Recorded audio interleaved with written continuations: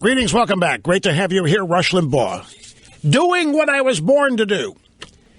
Having more fun than a human being should be allowed to have. It's great to have you here. As usual, half my brain tied behind my back so as not to scare people, to keep things fair, and not to make anybody feel unsafe. Everybody listening to this program always feels safe and secure. That's one of the selling points here. It's great to have you. Telephone number, if you want to be on the program's 800-282-2882. Just a couple of more things here. And as we'll move into the Republican presidential campaign and Carson, Trump, and Jeb Bush specifically, as we lead him to the debate tonight on the Fox Business Network. I was a student back in the 60s when stuff like is happening now was happening then, too. I wanted no more part of it then than I do now. And honestly, folks, the reason why this stuff is so important to me, this is totally destructive. We now have those students that were protesting in the 60s, those malcontents, these, you name it, whatever motive, they're running the country now. If you wonder why things are in such a mess, the 60s protesters and their heirs. Remember, Obama has lamented that he missed them. He feels very bad that he missed them.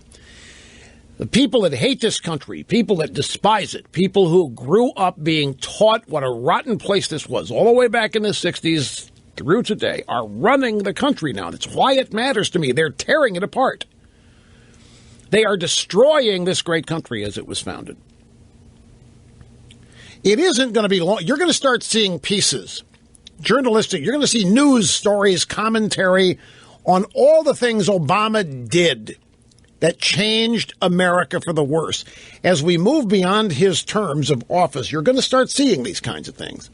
People are going to write about it once it's safe to do so. Because there isn't any question, no matter how you look at it, no matter how you examine it, there is an unsettledness about the future of the country, and it's legitimate feelings that people have, differentiated from the feelings that exist on college campus. These feelings, these kids on college campus, they're just asking to be shielded from the reality they are making. As I said yesterday, these universities somewhat deserve this. They've been teaching this garbage. They have been teaching this crap. What do they expect after so many years of indoctrinating students with this kind of propaganda? What do they think the students are going to do? What do they think the students are going to think? When you have years and years and years to get into young skulls full of mush and tell them what a rotten place their country is and how life's unfair and how they're never going to amount to a hill of beans, the deck's totally stacked against them and they don't have a chance. What do you think they're going to do? Exactly what they are doing. But these people in the faculty and everywhere think they're teaching in a vacuum or in a bubble where it isn't going to have any impact on them. But it's destructive. This is not useful for these students. It's not furthering their humanity. It's not improving very much about them at all. It's endorsing their cowardice.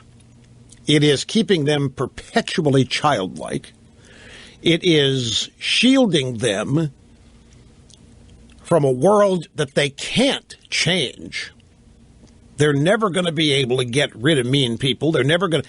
And the problem here is that they're defining people as mean and whatever who really may not be. It's a quest for utopia that can't be found because it doesn't exist. So they are built in disappointed. The disappointment, the crushing disappointment, is built in to the way they're being raised. They're not being raised with any optimism. They're not being educated with any. They're not being educated with ability to overcome adversity and obstacles, which everybody has to. Everybody always has.